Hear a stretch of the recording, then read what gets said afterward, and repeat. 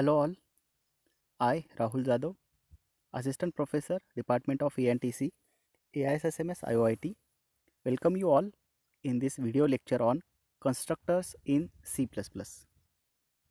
So what is a constructor? It is a special member function whose task is to initialize object of its class. So basically constructor is similar to a function, but it has some special characteristics which we will see in the coming slides. It is special because its name is same as class name. So constructor name is always same as name of a class. The constructor is invoked whenever the object of its associated class is created. That means this function is called automatically. Unlike other functions, we need to have a function call. Here, whenever object is created, this function is automatically invoked. It is called constructor because it constructs the value of data members of a class. So whenever we create an object, data members may get some garbage values. So if you want to have some initial condition to that data members, constructor can be used to initialize all these variables to the initial levels. Constructor function can also be defined as inline function. So you can also define this function as inline if the number of statements in this constructor function is lesser. You can also define it as inline function. For to know more about inline function, we already have one more video, so that link you can get in the description for inline function. Constructor is declared and defined as below. So how to define and declare the constructor? So here suppose I have a class integer and it has some data members m and n. Now in public section I can define and declare my functions, member functions. So here I can declare a constructor like this. Now here integer is a function whose name is same as my class name, so that's why it is called as a constructor. And this is how I can define the constructor.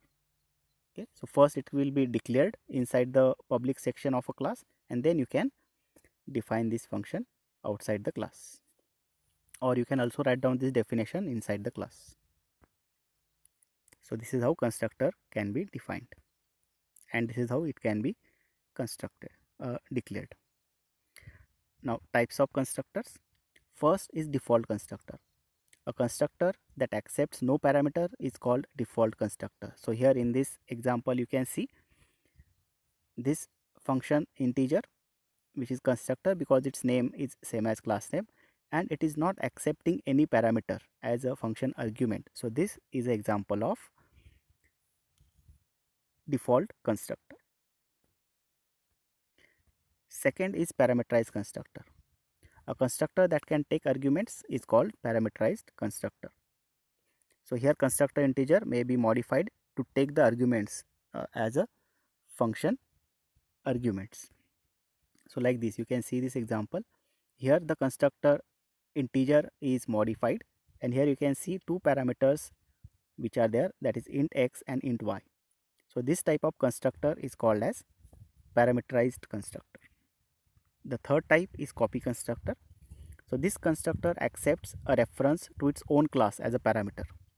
So we have seen parameterized constructor where we have taken integers as the arguments, but here in case of copy constructor, the reference to the own class should be taken as a parameter. So let us see this example. Here class complex, and the constructor which I have declared is complex, and you can see the parameter or the argument is complex and ampersand, that is reference to the own class. So this is example of copy constructor. So you can also declare multiple constructors in a same class like this. Suppose I have this class integer, so I can declare constructor 1 as a default constructor, constructor 2 as parameterized constructor, and constructor 3 as a copy constructor. As we already know that in C++ we can overload the functions, that means we can have multiple functions with the same name. So here constructors are also functions, they are special functions. So you can also have multiple functions of same name, that is integer, and different arguments.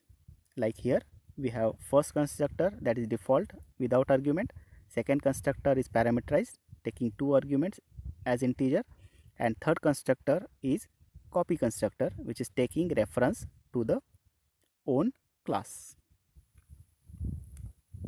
Now how these constructors can be called? Now these are functions. How they can be called? As we know, if we want to call the function in C++, we need to use object and the dot operator. But here, as we have already stated, constructors are special functions. You don't need to call that functions. Whenever object is created, it will automatically call the constructor. Here you can see the object I1 is created. Now here we are not passing any argument, so it will call constructor 1. Second, again I am creating object I2, but here I am passing 2 arguments 20 and 40. That means 2 integers I am passing, so it will call constructor 2 from the previous slide. And here the third object I3 is created, and now here you can see it is taking the object of same class as an argument. Here I2 is passed as an argument, so here it is the example of copy constructor. It will call constructor number 3. Okay, so this is how you can use multiple constructors in a single class. When more than one constructor function is defined in a class, we say constructor is overloaded. So it is similar concept of function overloading. Thank you.